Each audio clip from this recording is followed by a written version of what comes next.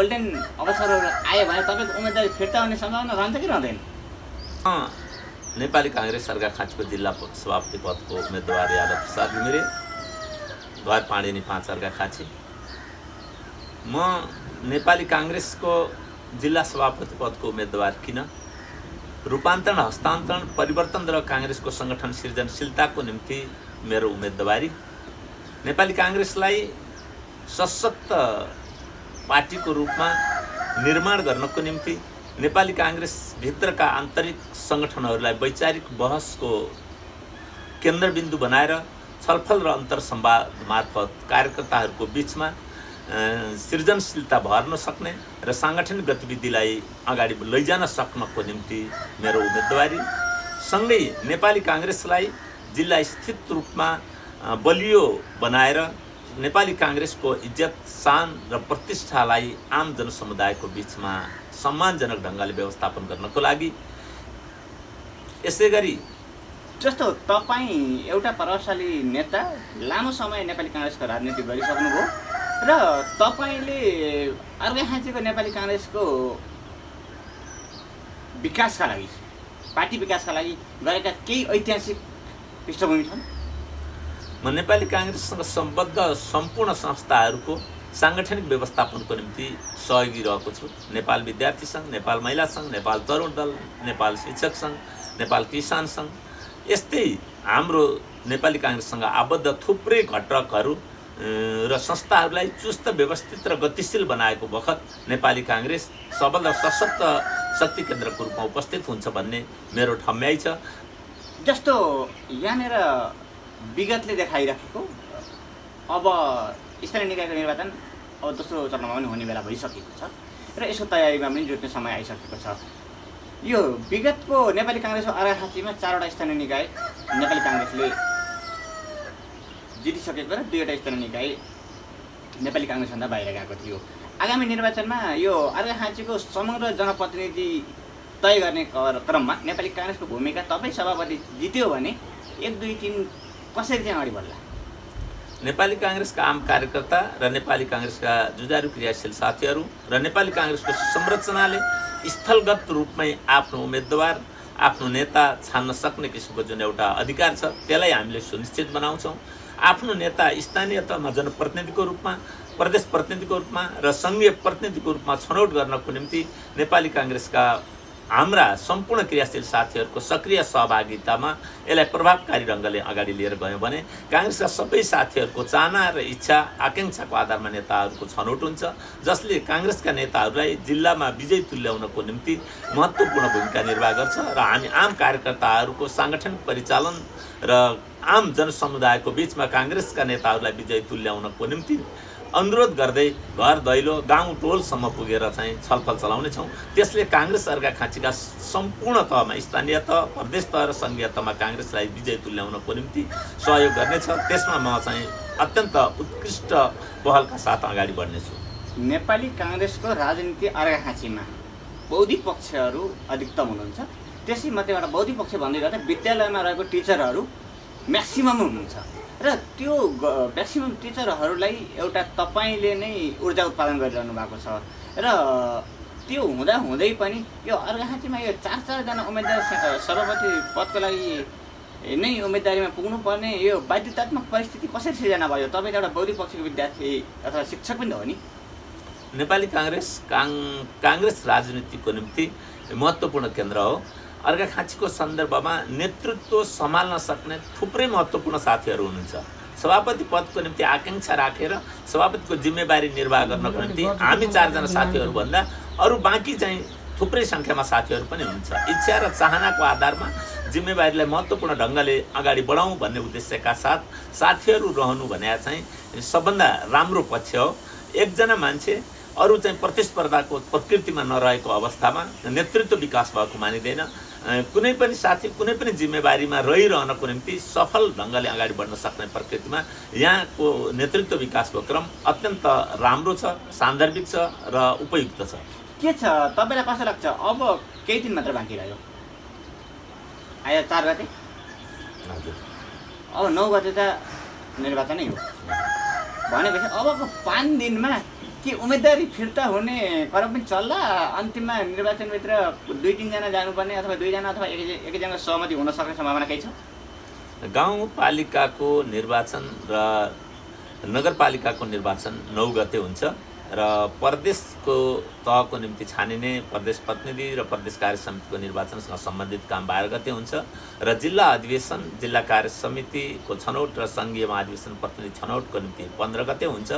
यस क्रममा हामीले साथीहरूसँग बहस छलफलहरू चलाएका छौँ। काङ्ग्रेसलाई परिवर्तनको सम्भागको रूपमा अर्घाखाँची काङ्ग्रेसलाई सबल र सशक्त बनाउनको निम्ति हामी सबैका भूमिकाहरू महत्त्वपूर्ण छन् भन्ने ढङ्गले हामी लगेका छौँ। उम्मेदवारी फिर्ता हुन सक्ने सम्भावना चाहिँ देख्नुहुन्छ कि देख्नुहुन्न? तपाईँ त अर्घाखाँचीमा धेरै दौडा गरिसक्नुभयो नि। उम्मेदवारी के छ? कोही व्यक्ति अब म भोट दिँदैन तपाईँ जानुहोस् भन्ने पनि हुनुहुन्छ कि होइन म त जाने नै हो भन्नेमा हुनुहुन्छ कि अथवा के? अनि कार्यकर्ताहरू चाहिँ स्थानीय क्षेत्रमै पुगेर हेरिरहनु भएको छ। उहाँहरूले के छ अब तपाईँहरू मिल्नुहोस् अथवा हामी यसो गर्छौँ भन्ने कुरा के आउँछ प्रतिक्रिया? क्या उम्मेदवारी फिर्ताको सम्भावना चाहिँ देखिँदैन, किनभने सबै साथीहरू सङ्गठनको निम्ति काङ्ग्रेसको जीवनलाई व्यवस्थापन गर्नको निम्ति असाध्य महत्त्वका साथ लागेका मित्रहरू हुनुहुन्छ।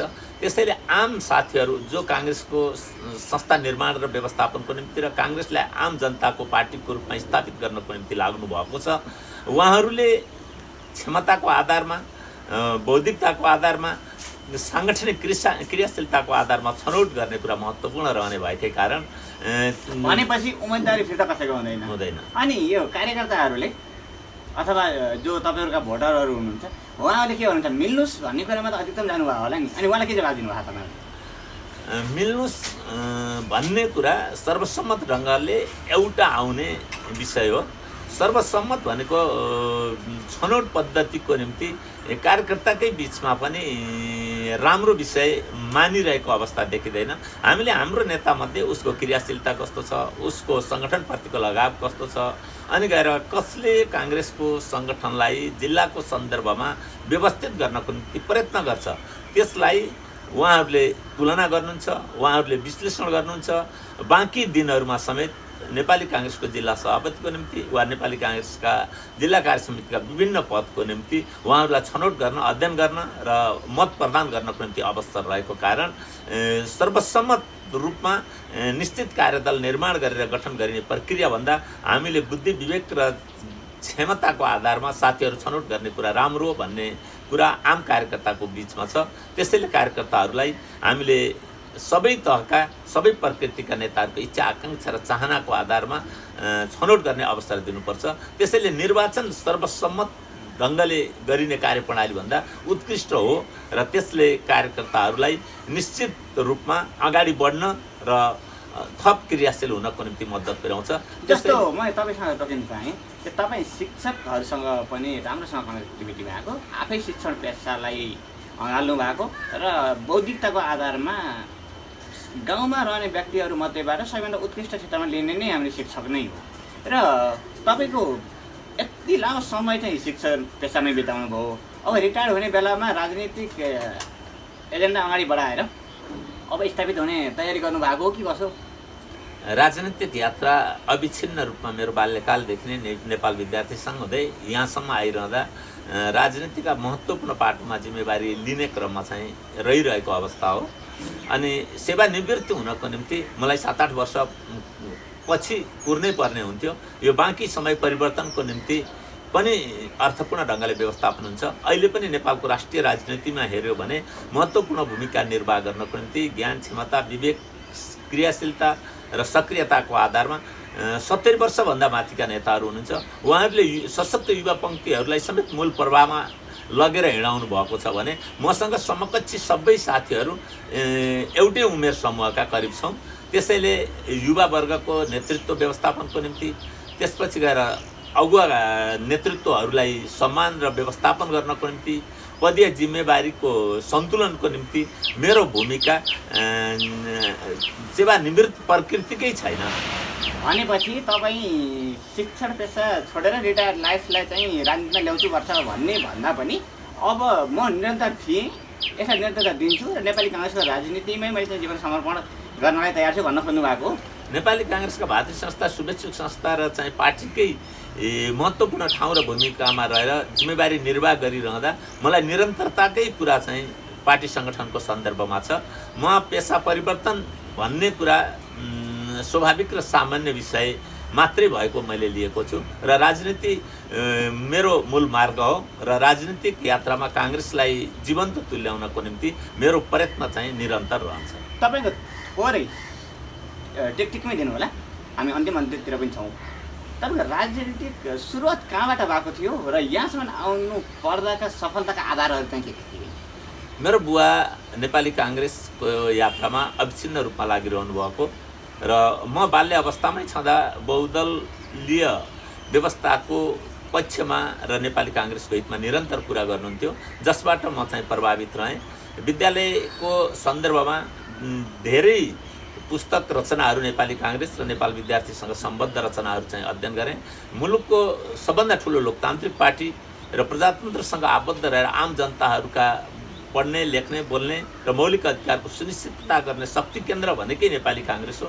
त्यसैले म नेपाली काङ्ग्रेससँग आबद्ध रहनुपर्छ भनेर नेपाली काङ्ग्रेसका हरेक क्रियाकलापमा सहभागी भएँ।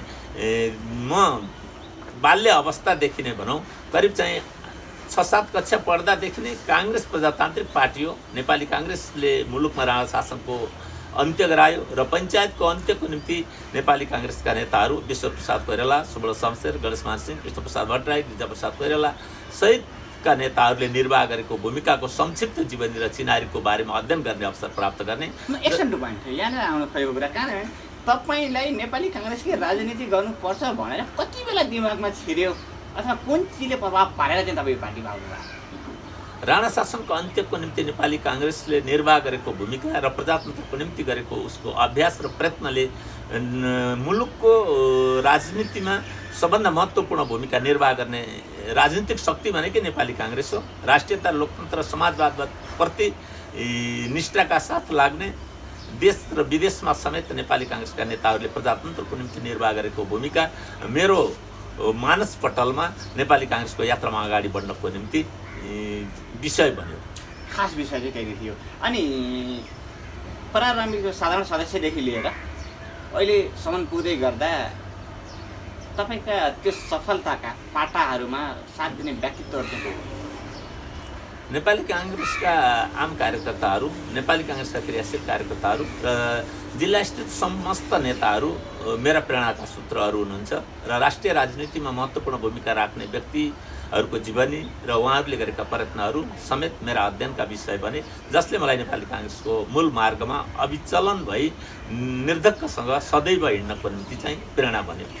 दर्शकहरू, यति बेला हामीहरू अर्घाखाँची.com मार्फत तपाईँसँग एउटा विशेष अन्तर्वार्ता तय गरेका छौँ र नेपाली काङ्ग्रेसको अर्घाखाँचीको राजनीतिमा म नेतृत्वमै आउँदैछु भनेर नेतृत्वका लागि तयार हुनुभएका सभापति पदका उम्मेदवार यादव प्रसाद घिमिरे हामीसँग अर्घाखाँची.com मार्फत प्रत्यक्ष रूपमा जोडिनु भएको छ भने म यति बेला अर्घाखाँची.com समाचार सम्पादक पराष्ट्र माङ्ले तथा ब्युरो प्रमुख बिहारी सुमन यति बेला उहाँसँग प्रत्यक्ष कुराकानी गरिरहेको छु। तपाईँसँग उहाँका लागि सोधिने कुनै पनि जिज्ञासा, सल्लाह, सुझाव, प्रतिक्रिया छ भने तपाईँले सबै भाषामा यसै भिडियोको तल्लोपट्टि कमेन्ट गर्नुहोला। हामीले जस्ताको तस्तै नै जमर्को गर्नेछौँ।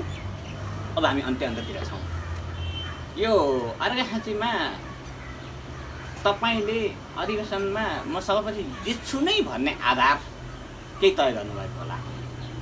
1, 2, 3, 4 के छन् तपाईँको चाहिँ आधार थोरै बताइनु न। नेपाली काङ्ग्रेस अर्घाखाँचीलाई साङ्गठनिक सुदृढीकरणको पक्षमा अगाडि लैजानको निम्ति वैचारिक रूपमा, क्रियाशीलताको रूपमा, त्यसपछि सक्रियताको रूपमा भूमिका निर्वाह गर्ने एकजना पात्र यादव प्रसाद घिमिरे हो भन्ने कुरा आम नेपाली काङ्ग्रेस कार्यकर्ताको बिचमा छ।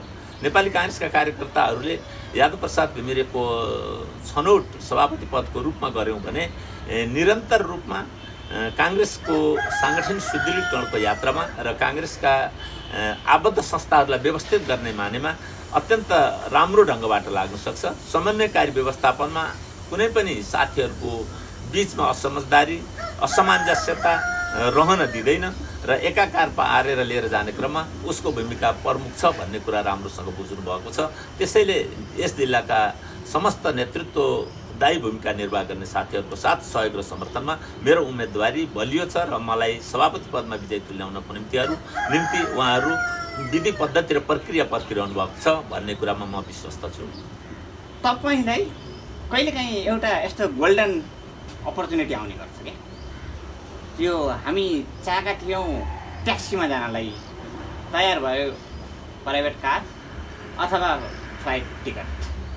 जस्तै यो सभापतिका लागि अब निर्वाचनको नजिकै पुगेको त 4 जना उम्मेदवार मध्येबाट केही गोल्डन अवसरहरू आयो भने तपाईँको उम्मेदवारी फिर्ता हुने सम्भावना रहन्छ कि रहँदैन? नेपाली काङ्ग्रेसको सङ्गठन निर्माण र व्यवस्थापनको निम्ति मेरो आफ्नो उम्मेदवारी हो। त्यसैले मैले कुनै पनि अवसर भन्दा पनि काङ्ग्रेसलाई राम्रो ढङ्गले अगाडि बढाउनको निम्ति म आफू निष्ठाका साथ, त्याग र समर्पणका साथ सबै गाउँटोलसम्म पुगेर कार्यकर्तालाई एकाकार पारेर जाने क्रममा छु।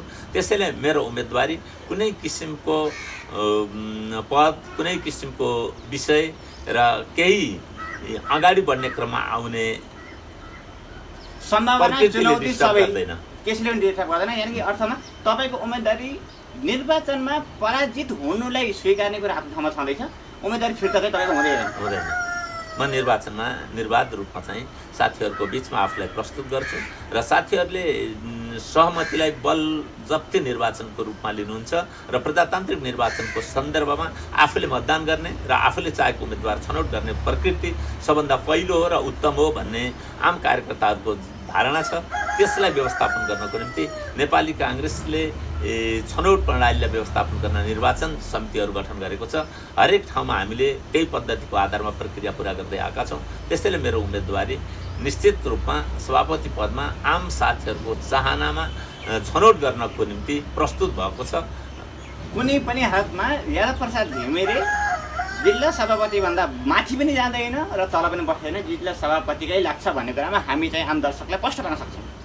नेपाली काङ्ग्रेस जिल्ला सभापति पदको निम्ति यसपटक मेरो चाहिँ उम्मेदवारी हो। त्यसैले मैले आफ्नो उम्मेदवारीलाई यसपटक जिल्ला सभापतिको निम्ति आम कार्यकर्ताको बिचमा प्रस्तुत गरेको छु र यही जिम्मेवारीभित्र साथीहरूको बिचबाट मलाई छनौट गर्नुहुन्छ भन्ने कुरामा के लाग्छ? भन्न त नमिल्ने तर चाहिँ धेरैले भनि पनि हाल्नु। तर यो जित्नु चाहिँ तपाईँ चुनाव जित्छु म। आम कार्यकर्ताहरू, त्यसपछि क्षेत्रीय प्रतिनिधि साथीहरू, सभापतिज्यूहरू, यसपटक यादव प्रसाद घिमिरेको चाहिँ आवश्यकता छ। यसलाई जिम्मेवारी हस्तान्तरण गर्न सक्यो भने महत्त्वपूर्ण साथीहरूलाई सम्मान गर्ने अनि साथीहरूको व्यवस्थापन गर्ने कुरामा सबल छ र चाहिँ महत्त्वका साथ अगाडि जानको निम्ति भूमिका निर्वाह गर्छ भन्ने कुरामा हुनुहुन्छ। त्यसैले म निर्वाचनमा चुनाव जित्छु भन्ने कुरामा चाहिँ विश्वस्त छु। अब हामी यस निर्वाचनभन्दा पहिलाको तपाईँको अन्तर्वार्ताका केही महत्त्वपूर्ण पाटाहरूलाई यहाँनिर हामीले राखेका छौँ, जो विशेष गरेर अर्घाखाँचीको काङ्ग्रेसलाई एकीकृत गर्ने कुरा, अनि यो गुट र उपगुटको अन्त्य गर्ने कुरा, अनि विभिन्न स्थानीय निकाय, सङ्घ, प्रदेश र सबै ठाउँमा काङ्ग्रेसलाई नै विजय गराउने कुरा र अन्त्यमा जिल्ला सभापति जित्ने कुरा। यहाँसम्म चाहिँ तपाईँ क्लियर हुनुहुन्छ र यही नै तपाईँको एजेन्डा छ र अर्घाखाँचीको पार्टी सुदृढीकरणको लागि यादव प्रसाद घिमिरे एउटा कोसेढुङ्गा साबित हुनेछ भन्ने विषयमा हामी पनि अग्रिम शुभकामना व्यक्त गर्न चाहन्छौँ र अन्त्यमा अर्घाखाँची.com हेरेर बस्नु भने सबै दर्शकलाई के भन्छ? सम्पूर्ण दर्शक साथीहरू जसले मूलत नेपाली काङ्ग्रेसको 14औं जिल्ला अधिवेशनलाई अत्यन्त महत्त्वका साथ हेर्नु भएको छ, नेपाली काङ्ग्रेसको 14औं जिल्ला अधिवेशनमा छनौट हुने साथीहरू जसले काङ्ग्रेसलाई मूल प्रतिस्पर्धी समूह बाहेक गुटपक्षीकरण नगरे अगाडि बढोस् भन्ने चाहना राख्नु भएको छ।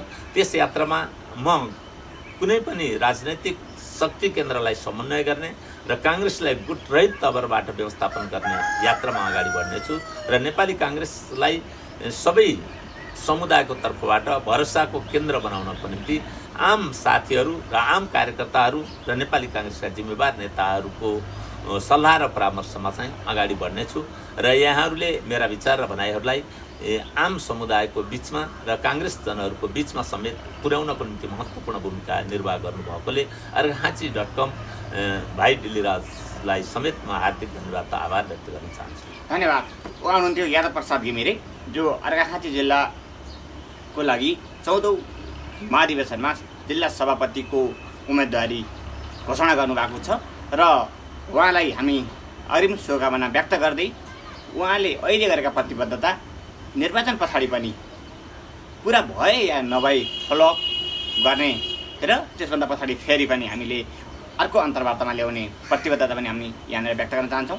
तपाईँले यतिन्जेल हेरिसके पछाडि तपाईँलाई लाग्ने मनमा कुनै पनि जिज्ञासा सल्लाह सुझाव प्रतिक्रिया छ भने मेरो इमेल एड्रेस drgsuman@argahanchi.com info@argahanchi.com मसँग डाइरेक्ट सम्पर्क गर्न चाहनुभयो भने +977 9847330480 वाट्सएप, भाइबर, इमो र आइएमईमा मलाई मेसेज गर्न सक्नुहुनेछ।